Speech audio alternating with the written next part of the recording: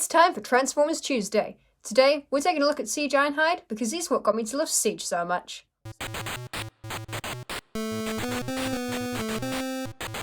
So if you watched my diorama video, then you already know we just recently had the Cybertron trilogy, where there was 3 parts, one coming out a year after the other. First was Siege, which was classic characters with more alien vehicle designs.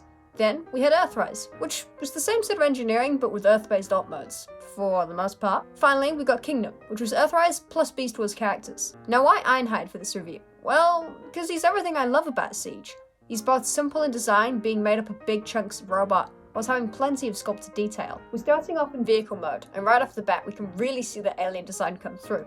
Despite being so unconventional, it's still recognizable as being a van, like his G1 counterpart, something I think the Cybertron and Bumblebee movie figures could have benefited from. It helps cement them still being a vehicle and not a thing.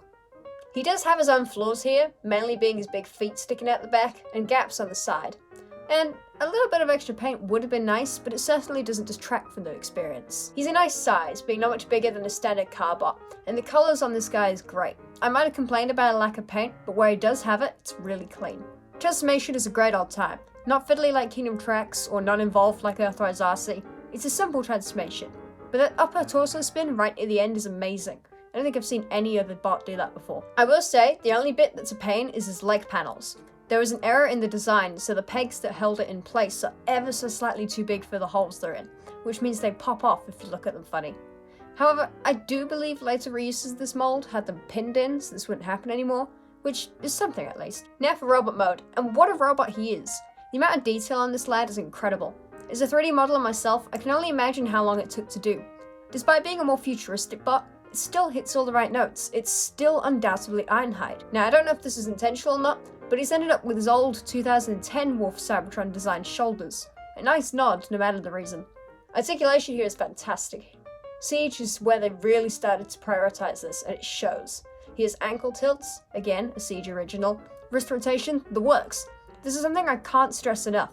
Siege changed the way Transformers toys were done. The previous Prime Wars trilogy, that I'll look at sometime soon, was more play-focused, whereas with these new ones, they started to cater to the older audience, as evident with those price increases they keep throwing at us. While I appreciate this now, I don't think they would have been as great as a younger kid.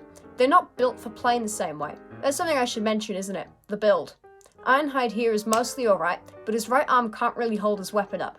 Nothing as bad as the likes of grapples with his pegs that you had to sand down to make them fit, but still not ideal. Speaking of his weapon, let's have a look at that, shall we?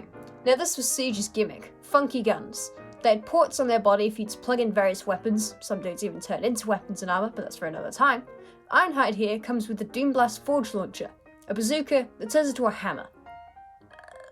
How can you not be more awesome? This is ridiculous. I wish we had this sort of thing more often. So that's Ironhide. A funky bot who's pretty huge compared to his other deluxe counterparts. The question now is, do you pick this one up, or the Earthrise one, where they've rehashed this guy to turn to an Earth van? If I'm honest, despite the Earth one being more accurate, a thing we know to strive for, I still think Siege is better. Earthrise looks like he suffers from being forced into a normal van, whereas Siege is proud to be weird. Now I will admit, he's a bit pricey now. I got him 3 years back when he was new for about 35 NZD, but now I'm seeing him go from 50 to 90. I think if you can find this guy for around 35, 40, that's a decent deal. He's definitely worth it. So yeah, that's Siege Ironhide. Stick around for more Transformers Tuesdays. And you might not know this, but this is mainly a maker channel, so go check those ones out too. Catch you next week. Farewell!